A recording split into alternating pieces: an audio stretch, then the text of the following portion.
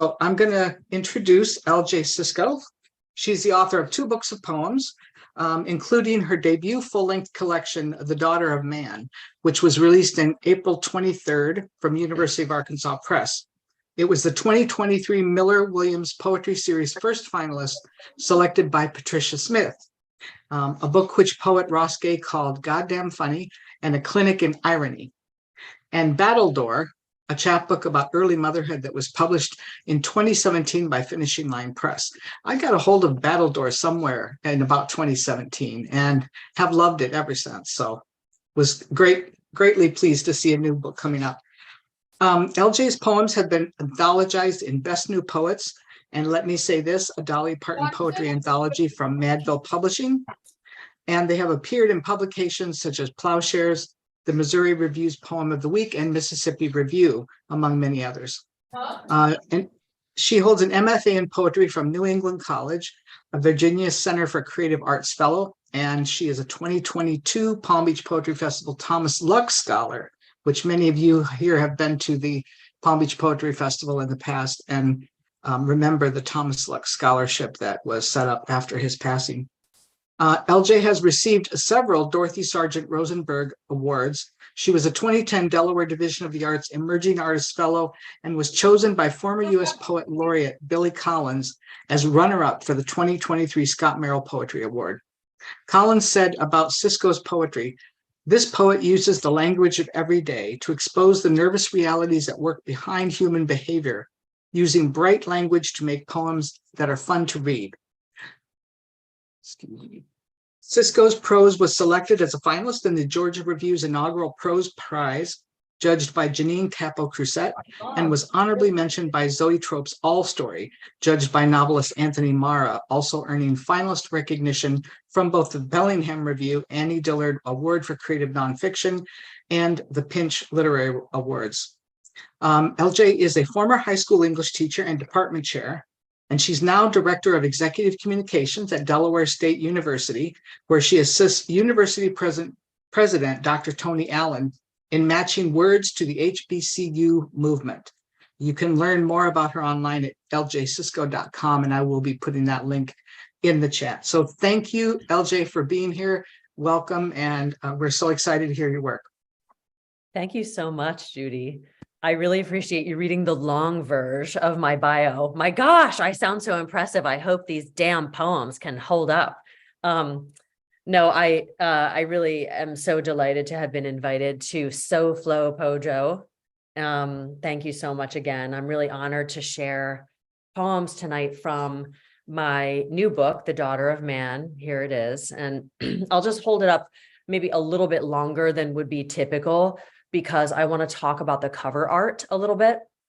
So, and the concept of the book. So you may, remember René Magritte's painting, The Son of Man, which is the one of the guy in the bowler hat and the suit with the green apple obscuring his face.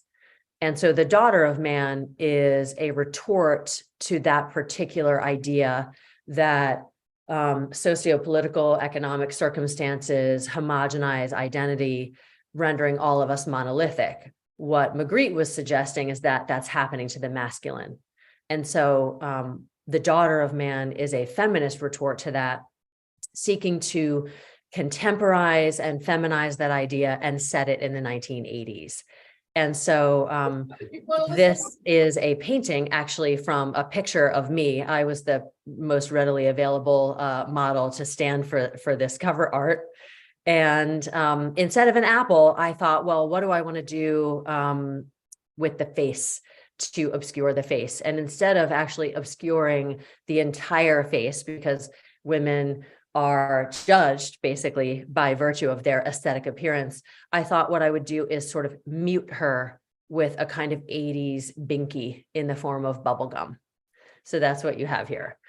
I would like to read from the book's first section, and this will be more poems than I've really ever read kind of linearly from the first section. The first section is called The Maiden, and I'll explain that a little bit later. The first poem is set in a Jersey Shore town called Barnegat Light. In the 80s, my sister, homecoming queen and prom queen with tawny katane teased hair and big boobs, got knocked over by a wave on this very beach and walked up toward our chairs, unwitting. Her bandeau top had flipped itself around, lying on only one breast like a pirate's eye patch, the good eye commanding all it surveys. She squeezed her nose, then water from her hair, and the people seated in beach chairs held their breath, not wanting to tell her, as though the exposure were theirs. And they all froze, rapturous of her power, an Amazon having removed a breast in favor of hunting prowess. And they all froze, rapturous of her shame, Lilith tanned past a pre-Raphaelite hue, save the lone pale fruit. And they all froze, vicariously frail, Eve in the second before Epiphany. And they all cowered, a cyclops lumbering to a stop over Odysseus's men, one eye enough with which to reduce their number until the sun's glare and a pointed shaft put it out.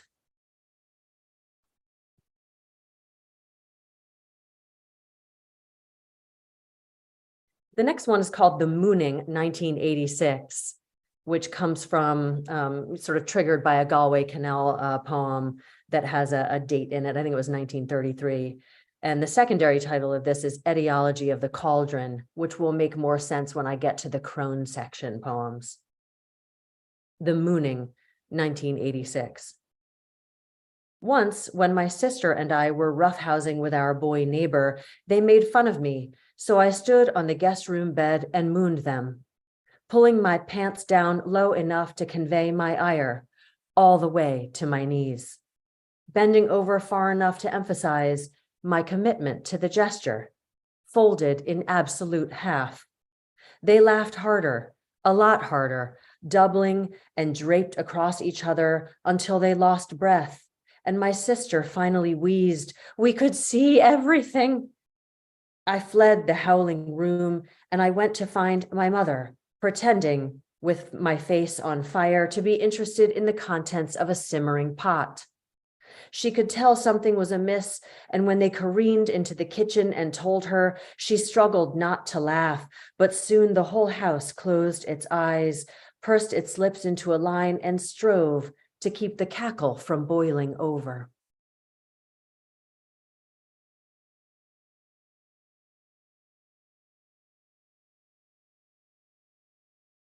This is one of the last poems that I wrote for this book.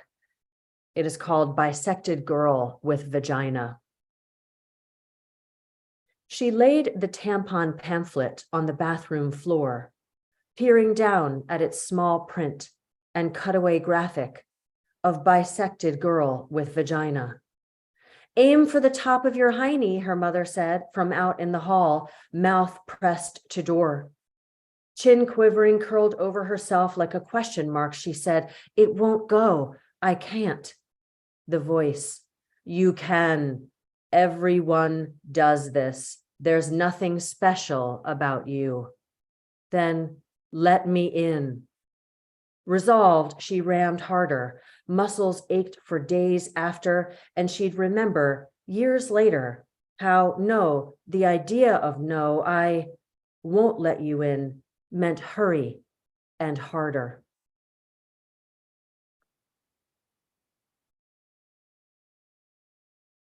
Big earrings and a hat. We sat there in health class, middle schoolers, pondering the female reproductive system shape. Ram's head, elephant ears, O'Keefe with Elvis cape. The sectional views an amusement park map. Rorschach really should have asked this question instead, for all its exposing truth. Imagine the scene. Boys in one room learning about erection like crewmen trimming sails. Girls in another rolling tampon bandages for the infantry. After battle, birds peck at anything dead, but they prefer eyes and livers. In wartime, let's prop our best scarecrows against their fusillade, fallopian tube sentries flanking fertile acres, pink gingham, big earrings, and a wide straw hat, make a stable nest once flipped, blown clear of the field.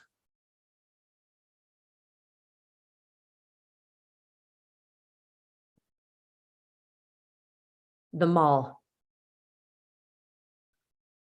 The moon drops one or two feathers into the forest, releases her train of taffeta for us to climb inside. Oh, the laughter. We're hiding within circular clothing racks, the moon's waifs, sisters crouching amidst whirls of Gloria Vanderbilt and Evan Picone. Between trees in our silver-branched canopy, a dark-haired woman intercedes. Parting leaves, shadows crossing her face, she intones into trunks hollow, low and tired, as though she aspires to an Arcadia more lush, far from our valley. I stand beside her at cash wrap, not daring to giggle or move. Don't tell your father, she says, paying half in cash, half credit. I won't look over at my sister who's scrimmed by a swatch of hosiery making faces. It's hot to hold a coat. We trudge past fountains. Pennies glint like owls' eyes in the night. So I promised an explanation of the book sectioning, and it is sectioned according to the heroine's archetype, from maiden to queen to crone, with some new phases added in. And the next phase in the underwritten archetype is the queen. After the maiden, it should come next. But I wedged in the warrior to reflect the embattled experience of contemporary women. And so here are the first couple of poems in the warrior section. Date rape. Just 16 then, she was laid down on a sandy bed and jabbed. She said, hurry up, when she meant, may this be over soon. As when the sun goes behind a cloud. She dipped her drunken hand in sand and fed it into her mouth. Grains formed a rune on her tongue that said, your life won't be yours unless you and shame collide. She replied with nothing like what she meant. She hoped sleep melted sand. The bed an hourglass flipped sun to moon. She thought to say, enough. Just 16, the boy jabbing her kept on jabbing until she woke again and flew away, like a kid leaping from lifeguard stand to sand, or a gull dodging a heedless boy. She rammed louvered closet doors off their track. What another boy's face says when a girl falling lands. She spoke not a word when she washed up in a tide coming in and out of its own accord. She could have asked, did you deliver me? Or fail to make me drown? But when she woke to hands and a blanket swaddled, she thought, there's little difference. Maybe warn the birds instead. This is what they do when they break your wing for you. Trundle you into the car in a shoebox jabbed with holes, pretending it's your decision to mend. The tide blames the moon. Having collided once too, she is herself a convalescent, both bruised and bright. The initial poems in the book were sprung from discovery of certain female Western visual artists, one of whom is Artemisia Gentileschi. And for those who don't really know anything about her, she was a Renaissance painter whose father was a disciple of Caravaggio. And she's most well known, though, for an episode in her biography of sexual assault. You can't make this stuff up. The teacher who was hired to tutor her on perspective, on painting perspective, is her rapist. And so a few poems happen in the warrior section related to Gentileschi after her work. So they're ekphrastic poems, and they're all called What a Warrior Whispers. And here's one of them. Caravaggio began with brush handle dipped in oil, hushing with silver, then tracing his route farther into forest satin, dark and loamy as lies. I peer out from behind a tree, a human paintbrush, a doe having drunk from her own red lake, shrinking into puddle. My virginity went to trial where words I'd never spoken ringed my fingers, then tightened into gold vices. Their sketch mattered more than the girl I'd drawn. On the promontory of a pallet, I stand, a sapling rooted on the edge. The gold vices referenced in that poem were basically a lie detector test precursor from the time period in which rings would be put on a person's fingers and then tightened, winched tighter to try to draw truth from their mouths. This is also called What a Warrior Whispers, and this is an ekphrastic poem after her portrait of Judith beheading Holofernes, which is an oft-painted subject in Western art. But I should point out that Gentileschi's version really foregrounds a servant figure who's either often not in other renderings of this particular subject or who is treated as much more minor of a character. And that servant's name was Abra. Abra, I feathered for us a heavy nest with my grunting cut. Sword and sparrow, we bore up our truthful heft, then found our wings lacked breadth. We are earthbound forever in the same predicament. Oxen with no purchase for our yokes. His dead expression farms a familiar furrow, intention robbed of agency. We speak nothing of chasms between what once was and what could be. Truth and actuality, planter and yield, soldier and battlefield, tongues mortified on history's single bed.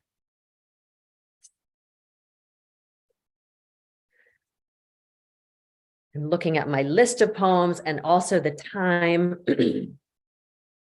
I was recently interviewed by Tupelo Quarterly, which was a kind of fun, crystallizing experience to answer questions about the making of the book.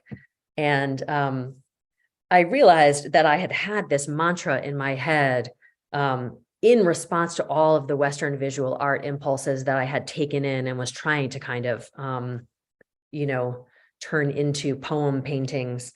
And I don't know if you remember, I said this in the interview, the scene from The Birdcage when Robin Williams's character is coaching one of the dancers in the show to Martha Graham, Michael Kidd, but don't actually do those things physically enacting them. Just think them, but don't do them. And I realized that I had a mantra of Jasper Johns, Cindy Sherman. And that is to say that there's a certain amount of Americana that shows up in these poems.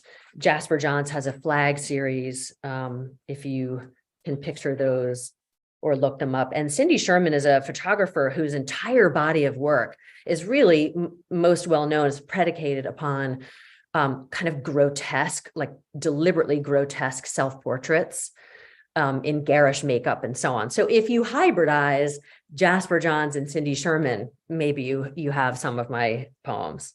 So here's a poem called Self-Portrait as Molly Pitcher. I wore a Diana Virgin goddess mask despite my contrary status, pouring pitcher after pitcher for revolutionary soldiers.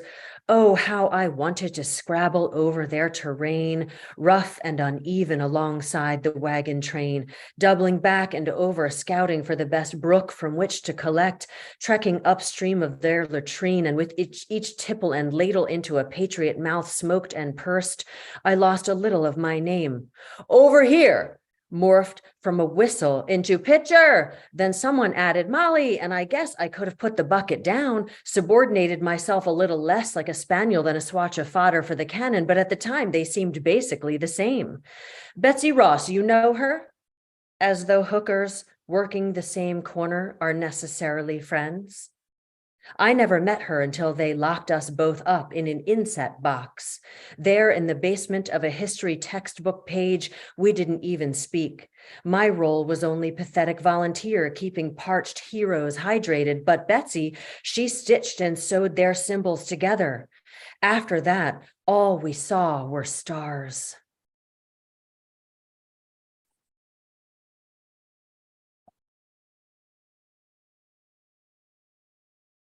Now we're cooking. I'm really grinding some axes now. Everybody out of the way. So this next one was called MILF. It is an acronym. And hopefully, Judy, am I allowed to curse on here? Can I? Okay. So MILF is an acronym for Mother I'd Like to Fuck. And it is a term deployed by men, basically, to objectify a woman of a certain age. So this poem is called MILF. The M's self-explanatory. The I is a boy man's first-person perspective, a set of eyes evaluating her body's sensual potential relative to his anticipated pleasure, a furtive cost-benefit analysis, taking into account hidden value against asset depreciation. L stands for like, but it's the K in like that I like for its indecorous clack of tongue against soft palate, followed by a tiny capitulating exhale, breath that subordinates itself to the future's pulsing throb, a throb I can feel from here as I stand at the gas pump near a boy man topping off his already full tank with aggressive lever pumps. He's like a nearly satiated baby, nodding off to sleep, but awakening with a start once the nipple pops free of his lips. He's got a clamping latch and loud complaining colic. That cry is going to shatter your nerves, the nurse said to me postpartum, and my firstborn, my daughter, did. But I got my nerves back, or we grew them anew together. My favorite nerve still the one connecting my nipple to my contracting womb. I'd never have known how animal and wild I am but for that burning flare, casting light enough by which to survey the ground of my body's farthest biomes. Boy man at the gas station doesn't know nipples or nerves or wombs from Adam, but judging from his handling of this moment, he knows what the F signifies. His thoughts transit from M to F seems quick, prematurely coming without verification of my M status or the length, depth, or breadth of his own L. What I think he knows best is I. He's an I expert, giving tours of local erect monuments to being, and his being wants me to know he sees me being, I to I. And for that, I thank him. His is an affirmation of a kind here at pump number 3. Even as his gaze travels across my body, he's tearing the receipt hard and fast away from the pump, crumpling it in a clenched fist as his eyes move like the jet stream that rakes then dips across America's breadbasket, dropping heat and moisture down and down before rising up and peeling out to sea in a Ford F-150.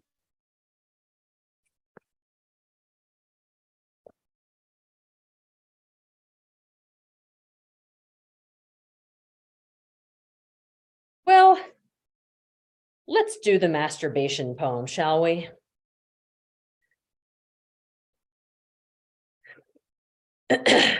Pleasure in the age of overwhelm. My right hand is charged with redemption of the now. It will ache later. Lightning flashes on lonely banks beside my clitoris. What else is there this afternoon when I'm meant to read, write, attend the tragic pageant of the news? Generations have abdicated. In the age of overwhelm, may as well be honest. In our separate provinces, humans pretend to work from home, but we're all scrolling doom, then palpating the ache, massaging our plight a little, then rhythmically keeping time on muffled timpani beneath fleece throws. Such a right, our thunder. Nature is never finished. For each wrath-wrought bolt reeking down, our benevolence can still tender rain across the fruited plain, plump clouds in spacious skies, swell waves of amber grain. Come, I beg you, listen to the hush just after crisis. All is soaked and sated, bright with shameful excess. How do we explain? I've turned cartoon, and you caricature. I'm just reading. I'm watching a show. I'm finishing a document. I'm going to loll and lie here a while. Are you headed out? Once the car backs down the driveway, we beat hasty retreat to the couch and love ourselves for old time's honor. A lesser God groans, just relieved to feel at all alone.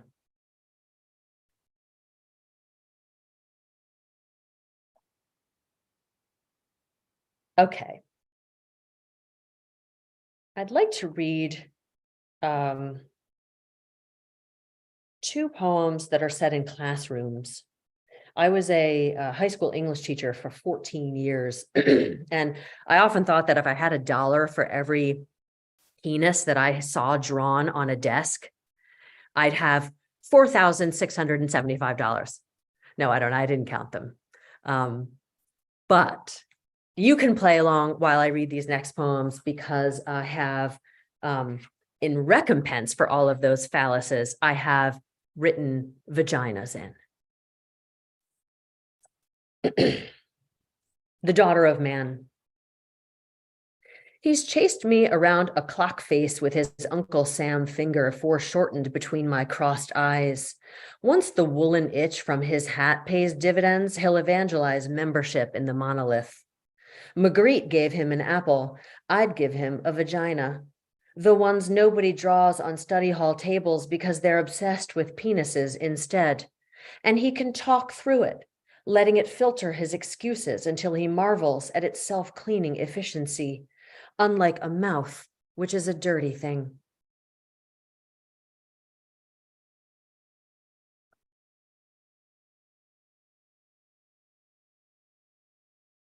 I will read trompe-l'oeil. Trompe-l'oeil is a visual art term meaning trick of the eye, and there are lots of references to famous trompe-l'oeil paintings in this particular poem. But the whole poem is a trick of the eye because it seems like it's doing one thing and then it does another. Like a kid climbing through the window, eyes wide, shirt billowing open with the heat of hijinks, I'm back, grabbing you by the Peter Pan collar to chew gum in your class, drop your hall pass in the toilet and eat your breakfast for lunch. I won't recover my manners. No, they're pinned up there under the postcards, ribboned fast to a bulletin board between lion and lamb. You sat the girls in the back of the class and taught math to the front. And I guess I have the option of being less mad, but my upset's been tipping on the precipice forever, like a Medici cherub poised for a rotunda fall. Mrs. K, you taught me that certain things weren't mine to have. Mrs. K, you taught me not to ask. Mrs. K, you taught me to accept confusion. You taught me to pretend the door to your teacher's coat closet was a portal to a much larger room because we sat, dutiful and diligent second graders the way you admonished us to be, while you went inside with the janitor and disappeared. We never asked, even though all 30 of us knew its phone booth dimensions, big enough for one coat and a broom and apparently 2 full-grown adults. And when you came out, 3 connect-the-dot runoffs later, I'd like to recall you tugging your pearls and taming flyaways with nervous hands, but I think not. I see you clearly, circulating among rows 1 through 4, calmly cooing and crooning. Like pedestrians quizzical about an airbrushed crater, the girls blinked and tried to puzzle perspective out. I'm untying this blue satin ribbon and freeing our violin from effigy. I'm translating this is not a pipe for those who don't already know. I'm walking to the front of room 2B, past those kids still sitting there in 1982, past me in corduroy culottes, past the guinea pig in the box, past the closet door where you found love's semblance, to your desk. But I'm not going to sit. I'll stand. Mrs. K, I'll wait. I'll hold up my fingers. 1, 2, 3. Do you see it? The picture I've painted for you. of my thanks.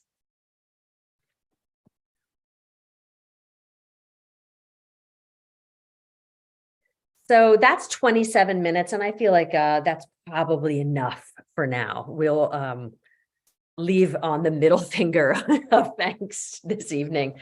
Thank you so much again, Judy, for inviting me. It was a real honor. Thank you, LJ. That was a wonderful, energetic, really fun reading. Really appreciate it very much. Thank you.